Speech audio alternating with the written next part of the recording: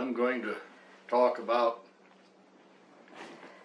most specifically, hunting rifles, because this has been a goodly share of what my life's been about, is built around hunting rifles. When I first started hunting game, I had a Winchester Model 94 30-30, and I hunted with that for a season. And during that season, we had a guest, became a pretty good friend, that came to hunt in the area where I lived. And he stayed with us for several weeks. And it was at a point in time when we were going to go into the mountains, take a pack string of horses into the mountains and pack a hunting camp in to hunt elk and to hunt sheep and bear. And I invited him along. The guy was 60 some odd years old at the time, but he was in fairly good shape. And when he came, one of the first things that I noticed was that he had a Winchester Model 70 pre-64 that had been basically rebuilt,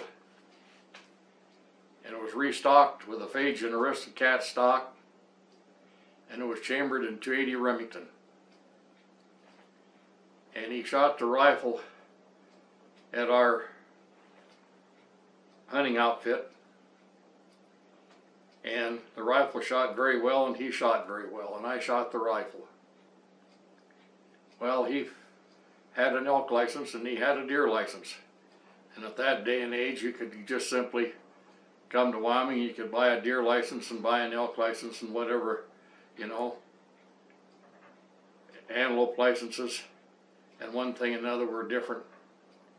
But anyway, we headed in the mountains for about 4 or 5 days, and I had a 30-30 and he had that .280 Remington. Well, while I wasn't in camp, I left camp with another person to hunt. Went higher up on the mountain. We were in a high open basin, and up in a section of that basin actually was a very moist area that was very much like muskeg, and you could sink a horse completely in that if you didn't know where you were going or didn't know where you were at, depending on the amount of snow that had melted in that country. Well, while I was out of camp, along with our fellow that worked to do the outfitting for us, this fellow killed a 5-point bull elk the very first day, about shortly after 8 o'clock in the morning, 8:30 in the morning. The bull showed up on the high ridge behind camp, and he shot that elk. Of course, this was in a day and age back in 1964, long before anything to do with rangefinders were even conceived. But he shot several times, and the outfitter, his name was Dale, was watching with binoculars, and he saw a bullet strike, and he simply elevated a bit, and this older fella, anyway, this fella killed this nice 5-point bull, something around 550 yards, as near as we estimated at the time. And sometime a bit later, I used his rifle and killed a cow elk with that Winchester Model 70 pre-64 in .280 Remington. He was shooting 145 grain spear hot core bullets, and it did a wonderful job on both of these elk. Well, at that, I decided that I wanted a Model 70. I liked how the Model 70 worked. I liked the action. I liked everything about it. So sometime after hunting season ended the 15th of November. We were hunting, you know, in about the middle part of September at that time. And anyway, I decided that I wanted a Model 70. 30-30 wasn't going to make it with Randy. That's simply what I had. And I did well during hunting season with the rifle. I took my game with the rifle. Haven't used it since, other than to shoot it here on target and one thing and another, and worked up loads over time. But anyway, there was a fella that had a second-hand store, and he dealt in a lot of guns. And I went to his store, and I had a few odds and ends, you know, guns to trade and one thing and another that I had acquired.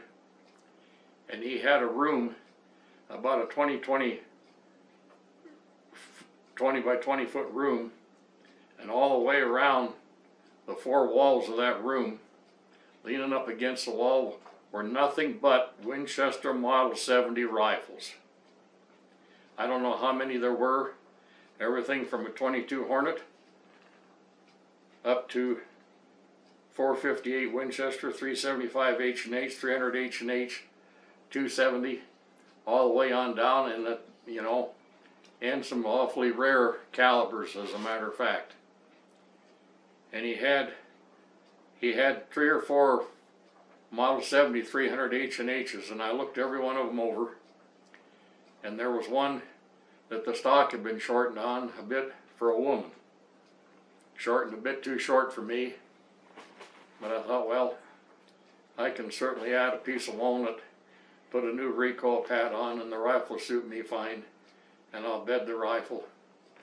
And one thing and another, that became my go-to hunting rifle, along with this rifle. This is a Mexican Mauser action custom rifle built by a fella in the area. And anyway, it's 6mm Remington. Well, I bought this rifle. I traded things that I had and bought this rifle. And the Model 70 300 H&H, I bought that. I paid $93 for it.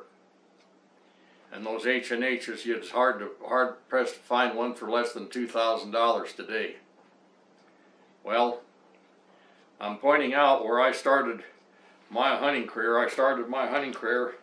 I still have this rifle. I've still got the H&H, and used them both very extensively. Killed a lot of game, hundreds upon hundreds of coyotes with this rifle.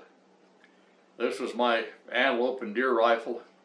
I have killed 5 elk with this 6mm Remington. Shot them right behind the ear, one right in the armpit. Anyway, this is where I started out. And I advanced from there, you know. I built myself a 22-250 on a Mauser action. I built myself a 7 Remington Magnum on a Mauser action.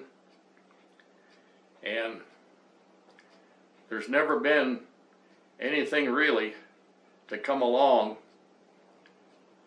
at all better than our Mauser actions or Winchester, early Winchester pre-64 Model 70 actions. There are dozens and dozens and dozens of actions of different designs, manufacturers, and one thing and another that'll build a very good rifle. Well, anyway, over a lot of years, a lot of this Mauser situation has dried up considerably.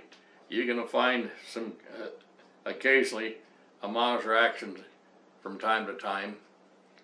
And of course you can find pre-64 Model 70 rifles and from time to time actions. And I prefer to use those type of rifles, Mausers and Model 70s. There's a real advantage to them. They've got a claw extractor, positive controlled round feed, and they always work, and they always work wonderfully well. This rifle is very tuned. It's on its second barrel. I wore out my first barrel after about 10 years, 10, 12 years. Put a second barrel on. I'm not near to wearing this barrel out yet. But anyway, this has been one of my go-to rifles. And anyhow, I want to emphasize, you know, the different designs and so forth. I'm going to show you some different rifles. Here's a pre-64 Model 70, a rifle that I built something like 16 years ago, or maybe a little bit longer. Anyway, this is an outstanding piece of fiddleback maple. Beautiful, beautiful stock. This is primarily my antelope rifle. Has a heart barrel, the fiddleback maple stock, and this has got a very special checkering pattern of my own design. This is a fleur-de-lis with points. I've never really seen it before, anything like this before. I designed this myself, and this is personally my preferred checkering pattern that I checker my rifle stocks with. This is what I do, and this classic style stock with a good nice thick cheek piece that's just bolt clearance. In other words, the bolt just clears the comb of the stock, so you've got proper support to your face. And this happens to be a Burris 3-12 Euro class scope. This is a very good scope. These scopes have got basically the bias spring system that's advanced bias spring system that's an advanced bias system in the scopes from the very earliest scopes that Don Burris made, and this is an outstanding scope. But anyway, this is a 25-06 Ackley improved. This is one of my pet cartridges, and this is a rifle that I hunt with a lot. I prefer to use. And anyway, I'm going to continue to show you different rifles here. This is a pre-64 Model 70, stocked with a very nice piece of French walnut. This is one of my very most favorite hunting rifles. I've killed many head of elk with this rifle, and an occasional deer and so forth. This happens to be chambered for the cartridge that I designed, 7mm by 404 Wapiti Express. I designed this over 39 years ago, and I've been hunting with one of these rifles, this specific rifle, and several other rifles for quite a number of years. And this has a Leopold scope on it. The barrel happens to be a Harris Macmillan polygon rifle barrel. It's a very accurate barrel. I used some of these for quite some time, and of course, you know, with my stock style, I like this point pattern checkering. This is one of my favorite point pattern checkering jobs. Anyway, this is just another one of the pre-64s. This is one of my ultralight hunting rifles. Several rifles I've shown you there weigh around 9.5, 9 3/4 pounds before you put cartridges in and a sling on them. This rifle here, without slinger cartridges, as you see it, weighs 7 pounds and 4 ounces. Now this is a rifle that you can carry all day. This has a Macmillan Hunter's Edge fiberglass stock, very light stock, and the action is a Defiance action. The barrel is a heart barrel with one of my muzzle brakes. I've chambered this for 7mm by 300 Weatherby. The 7mm by 300 Weatherby, I started building those after I designed the 7x404, and I might add that I don't chamber for any rifles for anybody in 7mm by 404. I did for a number of years. I don't anymore. Can't get the cartridge brass that I want to be able to do so. But anyway, this is a light rifle, a light packing rifle. It's all stainless. It's a weather, pretty much weatherproof type of a rifle. Leopold scope, and of course mounted down low where the scope belongs. This is what I call my heavy caliber rifle. This is a 338 by 404 Wapiti Express. This is built on a considerably modified 1917 Enfield action. Beautiful Baston walnut stock. Leopold 6-power scope. And this rifle has mounts that I made myself specifically for this situation. This has got the fleur-de-lis checkering pattern. Everything is all matte blued. This particular rifle, I designed this cartridge around a 225 grain nozzler partition. And of course, since then, I designed this cartridge clear back over 39 years ago. Since then, Nozzler makes AccuBond bullets, so I shoot both of those bullets in this rifle. And this rifle, with a 225 grain bullet with my loads, will do 3,300 feet a second. This is a bit heavier rifle. This rifle is like about 11¼ pounds. It's a heavier rifle. It's a very, very good rifle, and I have killed a considerable amount of game. And when an animal gets hit with my 338 by 404 Wapiti Express, they know they've been hit because they die quick. This is a fiberglass stock rifle. This is another pre-64 Model 70. This is 7 Remington Mag. This has an early Pacific Research fiberglass stock. I started using these stocks, just shortly after they started making them, and this has been, over 30 years ago, and something around that time, pretty close to it. This is a fairly light rifle.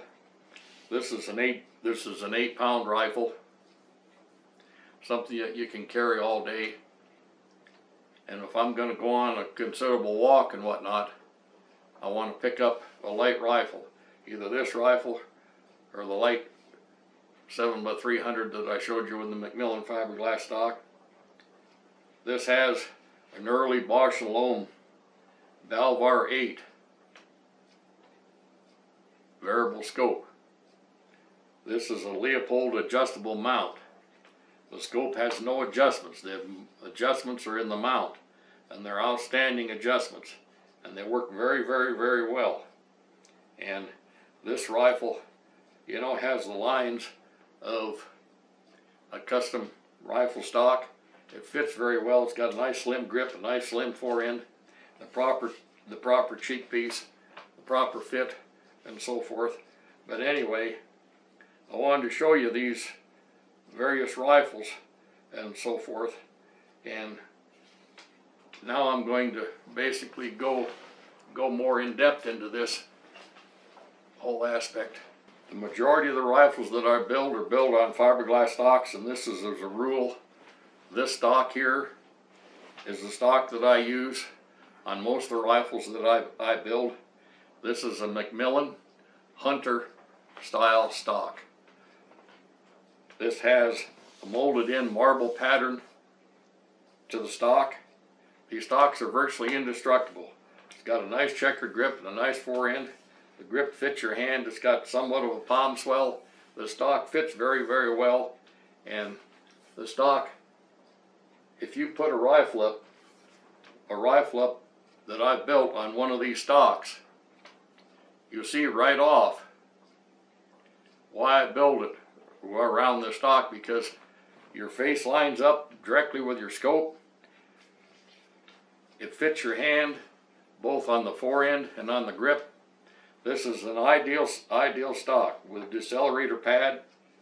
And the other McMillan stock that I use is the straight classic style stock.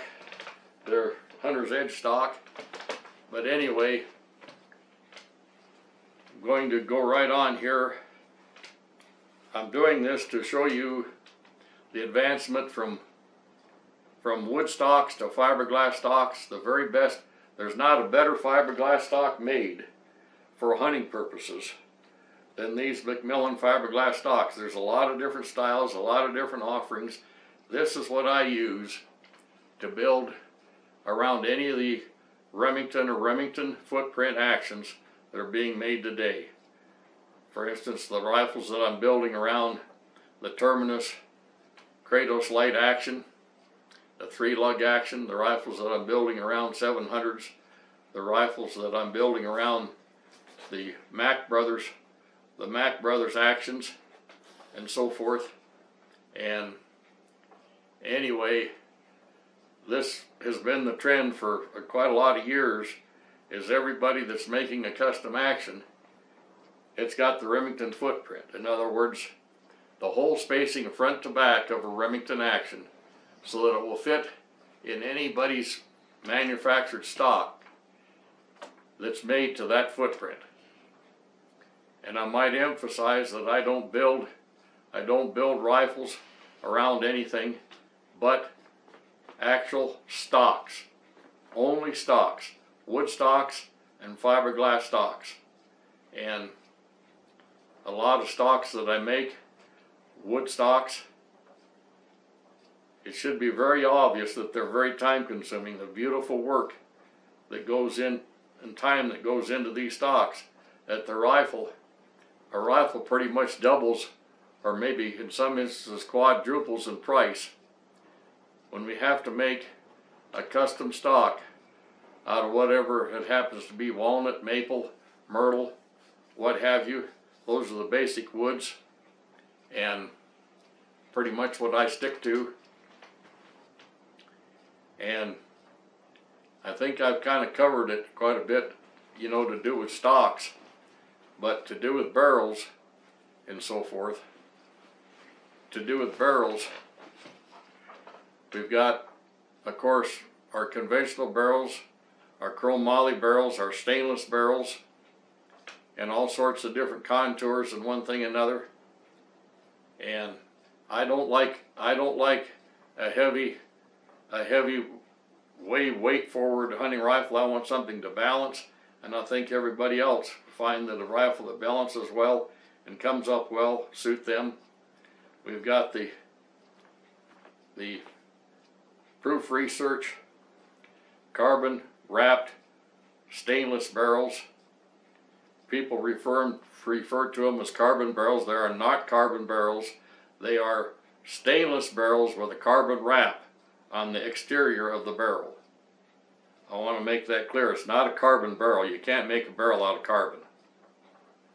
You can wrap it with carbon, but you can't make a barrel out of carbon. Well, anyway, I haven't found whatsoever any advantage, really, to the carbon wrapped barrel. And for one thing, you trade bulk in a carbon wrapped barrel to be able to have a little bit lighter weight, but you can still have that same lightweight barrel in a conventionally sporter profiled barrel. So there's really no advantage there. And if these carbon barrels were as wonderful as it's made out to be,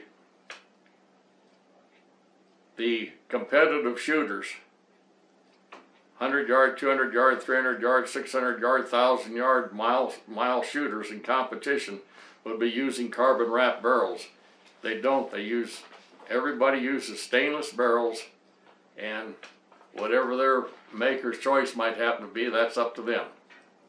And I happen to prefer Hart barrels, and occasionally I use a Bartlein barrel. That's a cut rifle barrel.